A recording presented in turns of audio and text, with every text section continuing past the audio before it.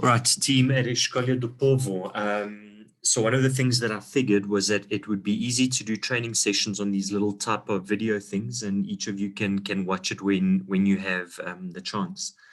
So one of the things that I want to use this short video to demonstrate to you is how to manage your calendar and your tasks lists and your to-do lists. All right. And one of the ways in which that becomes or quite an effective tool that you can use is through your emails. All right, so what I want to do is I want to demonstrate to you one of the techniques that I use in order to make sure that I don't miss anything. So if I can show my emails to you, give me a sec, let me just pull that up.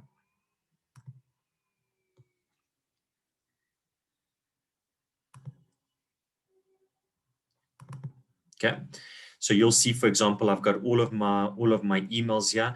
And now what you need to do is everyone needs to sit and evaluate, based on their specific job, what is the requirements of your job.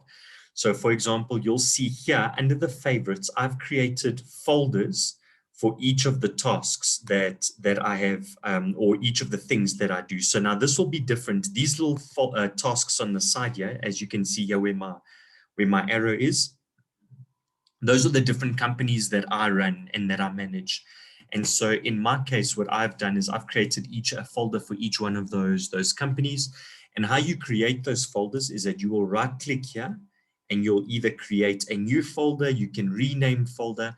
So let's say if I create a new folder, and I'm going to call this Escolha do Povo or EDP, and I say, okay, you'll see the folder will pop up at the bottom, EDP.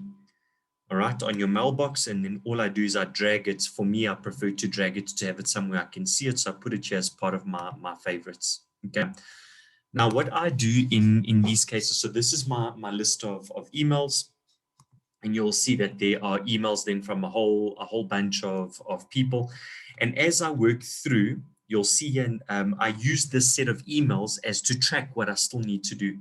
So once something is done, I file it. So for example, here I've seen that there's an email that has come from Higest. I've responded to this already and I've given them everything that they need. I go drag this into the EDP file. Okay, so you'll see now I only have 29. So if you watch where my cursor is, or the little arrow, I only have 29 items. So I use this as a list to see what I still need to do and who I owe things, or who do I owe things to. So to go back to these folders, so like I said, in my case, I've created a folder for each company that I run. But for example, if you're a finance person, you might have a folder for payments, you might have a folder for month-end accounts, you might have a folder for buying reports, and you might have a folder for EVA and tax, for example. If you're in the procurement space and the HR space, you might have a folder for requests or requests for items, quotes. You might have a folder for HR, for disciplinary processes, for attendance registers. So you need to look and see what you need, which folders you need to create for yourself. If you're in the production space, you could have a folder for customer orders, for production reports. It doesn't really matter how the folders are set up. I think what is important is once an email is addressed, that you move it out of this list of emails here, so that you can use your emails as your to-do list.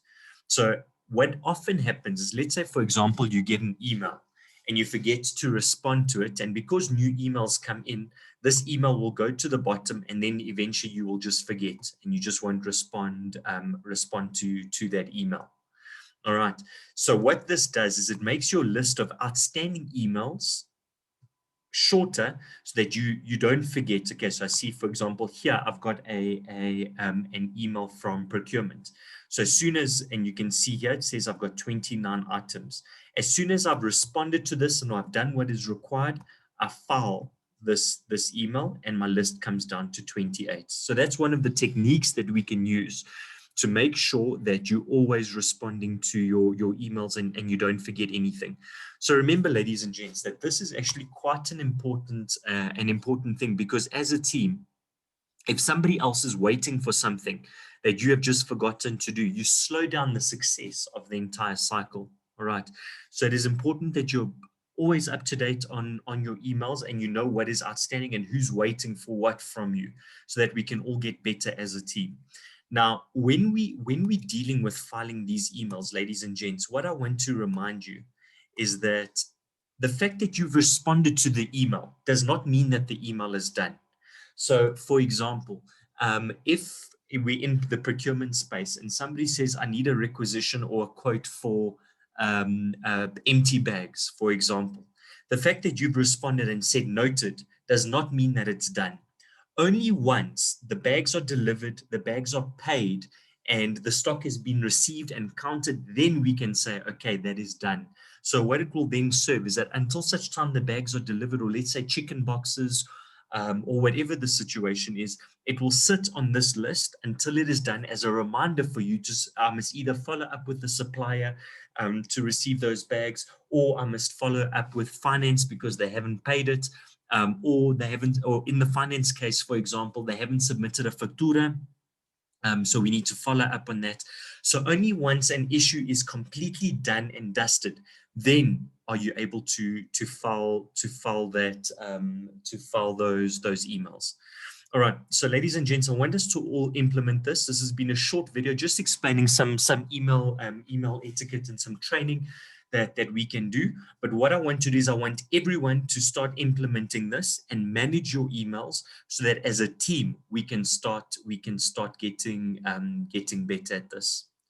All right, if there are any questions, please don't hesitate to either call me on WhatsApp, or alternatively you can send me an email, and we can still unpack and brainstorm one of the ways in which we can do this. So just so that you're aware as well, there will be a whole bunch of trainings that I'm going to be releasing in a video type format like this, as general training for the teams, that we can all upskill and get better at what we do, so that the company can grow and we can operate quicker.